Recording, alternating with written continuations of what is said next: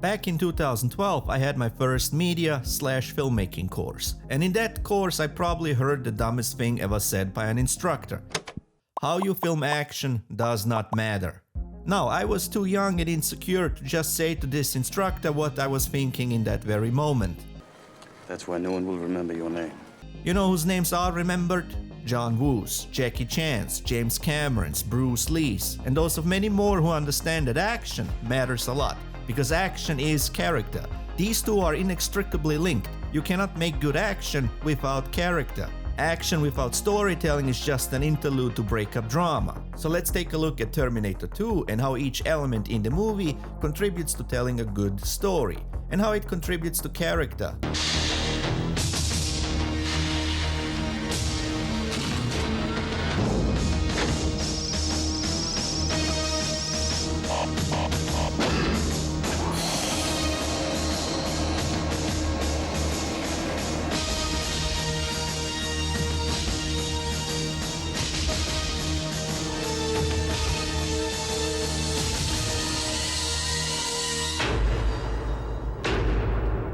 I'll be back. Screenwriting is not for everyone, to say the least. It's not just that it's structurally very different from writing prose, it's also far lonelier than writing a novel. Your screenplay will never be seen by an audience. Other than a few cinema aficionados, most audiences will never see your blueprint, only the end product, if it's getting produced at all, and that's a whole nother conversation. In essence, that's what you're writing, a blueprint. And this blueprint is structurally very different from a novel. One screenplay page equals roughly 1 minute of screen time, in parts because of the formatting, but mostly due to everything being written in present tense. Everything is written as if it's happening on screen in that very moment. The main reason for this is cost. Studios cannot afford to shoot what is basically the writer meandering off in the screenplay. Plus, you lose the interest of the audience. So every element in a screenplay must be related to character and move the plot along. Which has a few implications when writing action, not just action as commonly understood, but action description in particular. Action description is just the basic action that characters will take through the course of a scene. Get down. In a screenplay, there is no difference between this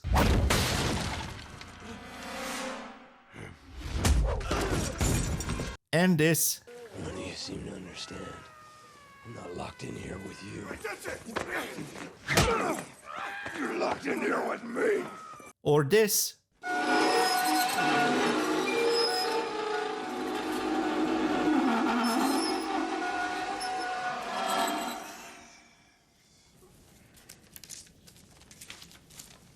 Wanna get down on this? And this. Don't start nothing. Won't be nothing.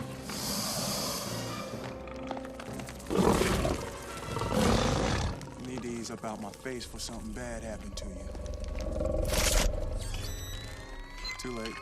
Both must serve plot and character. This is precisely why the best and most memorable action films are always character-driven. Because the writer put the same care into the description of drama and action set pieces, so something simple as regaining your posture holds an immense amount of meaning, of character. For the same reason, a roundhouse kick filled with years of grief and anger hits with a vengeance. You have offended my family, and you have offended the Shaolin Temple. For the kids listening, this means he's about to kick some ass. This is also why action devoid of character turns into a mere set piece, an exciting but forgettable roller coaster. So let us take a look at how every element in Terminator 2 is nothing else but character driven. We open with your average day in Los Angeles, just with less trash in the streets. While the opening sequence was shot fairly quick in 1.5 nights, it successfully sets up everything else for the movie. You're not watching a mere action sequence, you're watching the very reason for why the rest of the movie exists. For humanity to survive and win against this, one man, or rather one boy, must be kept alive at all costs. The opening establishes a bleak future for humanity, but also the key in preventing it, John Connor. So Skynet is losing the war and sends a Terminator back to the past to kill a young John Connor. Now, while it's common knowledge now, it wasn't supposed to be as obvious that Arnie is the good guy in the movie. Granted, some trailers and interviews spoil the surprise, but we're only going to focus on elements in the movie here. So basically, the entire first act was filmed in a way to mask the good guy. Both the T-800 and the T-1000 are filmed in exactly the same fashion. From the blocking, this is how and where the actors are told to move in the scene, to the composition and lighting, to even the gels used on the lights. All elements point at two cold and calculating machines, hell-bent on finding and killing John Connor. And both are kept at the same power level. We do not see the T-1000's liquid metal capabilities until we break into the second act, and both machines are given the same humanization. The T-1000's ability to lie and pass any Turing test is quite scary, and to humanize the less developed T-800, well, we just use a badass soundtrack, which I of course can't play to you because YouTube would immediately block the video. But you probably know that it's bad to the bone by just looking at the scene. And fun fact, James Cameron had to fight with his editors to keep the song in the movie. It's also here where we find a slight inconsistency, not enough to call it a plot hole in my opinion, but both James Cameron and his co-writer are aware of the issue here. I never liked that shot because it looked like the knife went into the middle of his back and it was supposed to have gone through right his shoulder blade. blade. Pin him to the table. Later you sort of see it and it looks like it's a survivable wound.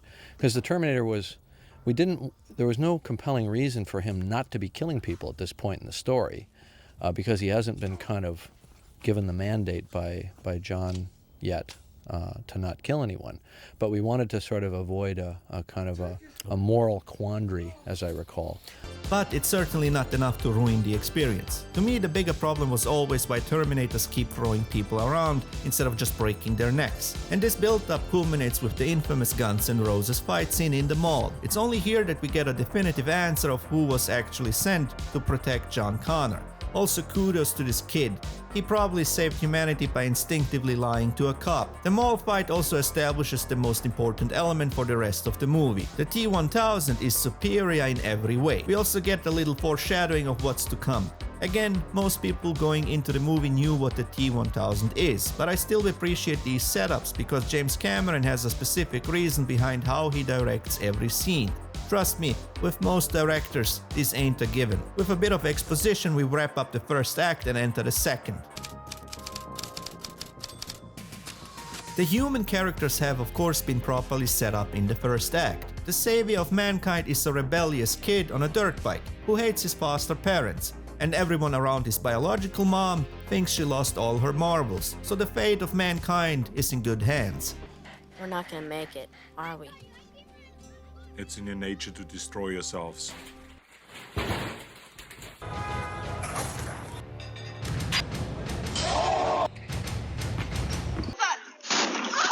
One thing I really love about Terminator 2 is how it masks breaking points. Breaking points are just plot points that take us into a new act. To not make it too obvious, a lot of stories introduce the B story, or your love interest in that very moment, to mask the fact that we have left the previous act. Terminator 2 links character and exposition together with a bit of horror to propel us into the second act. Once John realizes his foster parents are dead, he must save his mother from the T-1000.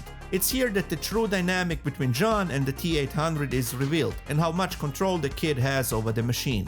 From here on out, everything is a build-up towards the midpoint, and Terminator 2 is special in that regard, because this movie has two different midpoints, depending on if you watch the theatrical or extended cut. Now, the theatrical cut has better pacing, but the extended cut has a better midpoint in my opinion. If you watch the theatrical version, the midpoint is basically when our unorthodox father-son duo saves Sarah. The midpoint in the extended cut is the resetting of the switch, which puts the T-800 CPU from read into write. This reset allows the T-800 to learn new information. I think this is a much better midpoint, because it's utterly linked to the main character and, well, the midpoint. While both Sarah and John are great characters, the protagonist of this story is the T-800. This way the machine changes from a two-dimensional to a three-dimensional character. You can watch my video, The Storytelling of Doom and How to Improve It, for a detailed breakdown of two- and three-dimensional characters. Remember the purpose of midpoints. Be in the middle,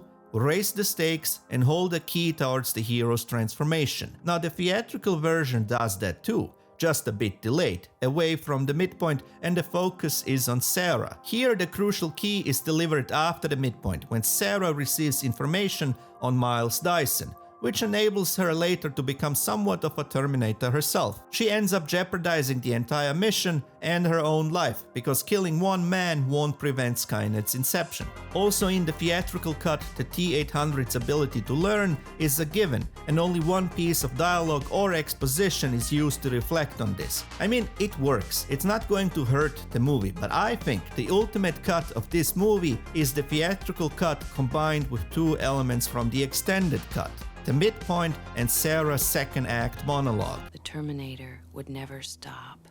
It would never leave him. This way her main mission comes full circle: protect John Connor. In the midpoint, Sarah held all the power. She could have easily ignored her son and simply pounded the chip like a schnitzel, but she chose not to. And with that decision, she finally gave John the one thing every boy needs the most in his life: a father figure. Granted, it's a killer robot from the future, but you know, worse choices in men have been made. This way it's also tied to Sarah's actual character flaw. It's not that she goes all out on Dyson. Her flaw is that she never treated her son as a son. She treated John as a savior, not her son. I mean, here she's mad at him for trying to save her, and she doesn't give him a hug, but instead pats him down, looking for injuries. And both the writer and director are aware of this dynamic. This is the actual flaw that jeopardizes humanity's future. I always like this moment because it's his expectation of what she's doing versus what she's really doing. She's checking him for injuries, and he thinks she's hugging. Right. She's hugging him, and he's still this kid, you know, that just doesn't understand why his mother doesn't love him. And only when all three act as a prototypical nuclear family unit do they have a chance at survival, a chance at defeating Skynet. I wonder what the writers are telling us with this. Without family, there is no humanity. Family is also the reason Miles Dyson survives his encounter with Sarah. Once we pass the midpoint, the transformations kick into high gear. The T-800 learns how to be more human, and Sarah realizes she must terminate Dyson. And so the second act culminates in a showdown at the Dyson family home. And only when Sarah sees the man she came to kill with his family does she falter. It's here that Sarah realizes there is a line she's not willing to cross, that it's better to be and stay human, which takes us into the third act. The Ghost in the Machine is one of my favorite sci-fi themes. How that ghost is handled is usually what makes or breaks a movie or video game for me. I have played through both recent Deus Ex games probably about half a dozen times each. I just love how those games deal with transhuman themes. It's actually very similar to Ghost in the Shell, which I love as well, but conversely I absolutely hate Cyberpunk 2077. I tried playing that game 3 times, and I always check out when I'm about 2 hours in. I might try it again on PC and give it one last shot, but it's the damn characters and world building that breaks it for me. I find everyone involved insufferable and unsympathetic. If I were to boil down the difference to one sentence, I would say Deus Ex is written as if the human soul exists, and Cyberpunk isn't. Here, humans are just meatbags, bounced around by some higher, usually corporate power, in service of, well, you probably guessed it already, my allegory. Look, I know what they tried to do, it just didn't work for me, though I do love the Witcher games. So yeah, you probably won't see a breakdown here, or I don't know, maybe I'll do one about how I would adapt the story. That usually keeps my interest. Anyway, The Ghost in the Machine is interesting because it holds a mirror up for us. The machine either becomes a better human than us, or it mimics the worst of us. And this allows writers to delve into some hefty themes, as done in Terminator 2. Here, both machines become more human in their own way, and for different reasons. This is also why the location of the showdown is a fitting choice for both of them. The T-800 makes a full transformation, not just by utilizing everything that John taught him, Hasta la vista, baby. but also by developing original thoughts and even a sense of humor. Holy shit. I need a vacation. The T-1000, on the other hand, changes as well, just for the worse. His decomposition and recomposition leaves him scarred and damaged, and it's only here that we see something resembling real emotions from the T-1000. I mean, the emotions are those of a predator playing with their prey, but still, compared to before, this T-1000 has developed a real and joyful menace. And to bring it all home, this is what I mean by action is character. Every element in Terminator 2, from beginning to end, was placed in service of character. This includes every action set piece. They tell us so much about each character that the movie cannot exist without them. The action is not an interlude to break up drama, the action is the drama. From something very subtle, indicating a character change, to the T-800 not just learning the value of human life, but also appreciating and respecting it. Well, in his own way. I mean, we're taking small steps here. Literally. Same rings true for all the human characters. Each set piece showcases John's grit and resourcefulness, but also his limits. The same elements are reflected with Sarah. And Miles Dyson gets his own little redemption arc. He turns from a harbinger of doom into a herald of hope, delivering a fighting chance for our unorthodox nuclear family. Action is character. And this is also why all the sequels failed. The third one is just a parody of the second movie. I mean, it's too goofy to be taken seriously, and I think everyone involved understood this too. It cannot stand on its own feet at all. The fourth one's action is too disconnected from the characters we care about. Using a cyborg-type character to usher us into this new world after Judgment Day is a smart and welcome move. But the writers don't do anything with it. Sam Worthington's character has no arc. I don't even remember his name, so I just call him Sam Worthington's character. And I just watched this movie like a week ago. He freaks out about being a cyborg and then it's all forgotten. He immediately snaps back in. It's like his persona was never fractured to begin with. There is no arc here. Contrasted with someone like Adam Jensen in Deus Ex, it's like night and day. One has a character and the other has, well, Sam Worthington. Working with nothing. What are you? I don't know. Oh, good for you! And John Connor is absolutely wasted in this movie. He's not given an arc either. It's like no one knew what to do with these characters. For me, it's obvious. This whole movie should have been about John finding and dealing with his future/past father. You can't tell me that's not gonna mess with anyone's mind, and it would have been ripe for some character-driven action. And the fifth one... Oh, Jesus. Where do I even start with the fifth one? I mean, it has similar problems. I know this is supposed to be Kyle Reese, but all I see is Jai Courtney and Emilia Clarke. Oh my God, Jai Courtney, and this is supposed to be Sarah Connor. This man is born to play only one type of character, a massive douche. And of course, Emilia Clarke as Sarah Connor is one of the biggest miscasts I've ever seen. But the biggest problem is that the action is solely driven by member berries, not character. I don't think there is a single action sequence that isn't solely in place to remind you of better action sequences from better movies. And a few original ideas like the MRI machine sequence are nice to look at, but not enough to carry a movie or replace proper action driven by character. And then they just stopped making Terminator movies and everyone lived happily ever after. I said they stopped making Terminator movies. And so the T-800 completes his arc by delivering the ultimate sacrifice the human condition can encompass. Now, I'm definitely not the only one who prefers the ending of the theatrical cut to the extended version, including James Cameron. And so we end one of the best action films of all time on the road, symbolizing an open but hopeful future. Boy, did that turn out wrong. So let me know in the comments what other action films you'd like to see a breakdown of. And have you ever seen a good action film that worked and was not character driven? If so, you probably have a different definition of what is good, but who knows, I might have missed out on some. I do love suggestions from the East, as basically my own professional work has been heavily influenced by Hong Kong action cinema, going back to even my first short action film, which was also my thesis film in film school. I took great inspiration from John Woo and Jackie Chan. I can see 8 of them, all heavily armed.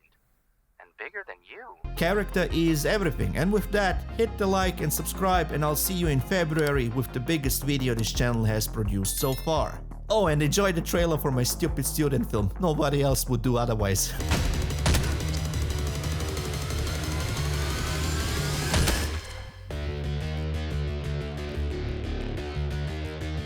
How the hell are we gonna get out of this now?